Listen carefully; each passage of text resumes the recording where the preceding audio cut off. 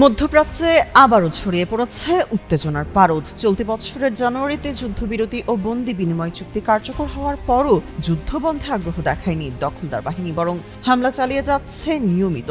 একই ধারায় বৃহস্পতিবার লেবাননের দক্ষিণাঞ্চলীয় 4টি শহরে ব্যাপক বিমান হামলা চালায় ইসরায়েল। হামলায় অন্তত 1 জন নিহত ও 9 জন আহত হয়েছেন।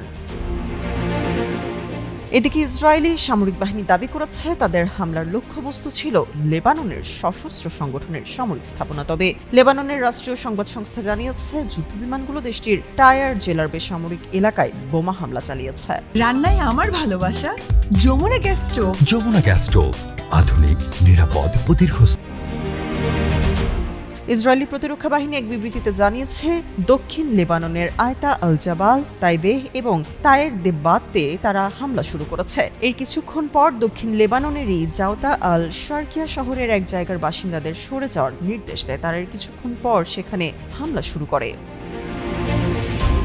লেবাননের প্রেসিডেন্ট জোসেফ আউন এক বিবৃতিতে ক্ষোভ প্রকাশ করে বলেন, ইসরায়েলের হামলা আন্তর্জাতিক মানবাধিকার আইনের সুস্পষ্ট লঙ্ঘন। ইসরায়েল লেবাননের বিরুদ্ধে যুদ্ধ চাপিয়ে দিচ্ছে। যুদ্ধবিরতির পরও ইসরায়েল কোনো রাজনৈতিক সমাধানে আগ্রহ দেখায়নি, বরং নিয়মিত হামলার মাধ্যমে তা প্রমাণ করছে বলেও অভিযোগ করেন তিনি।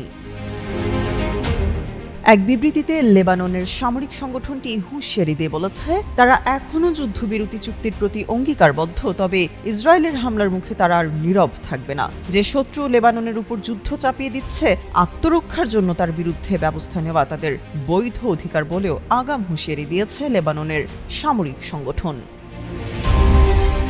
তামান্না তাবাসসুম, যুগান্তর নিউজ।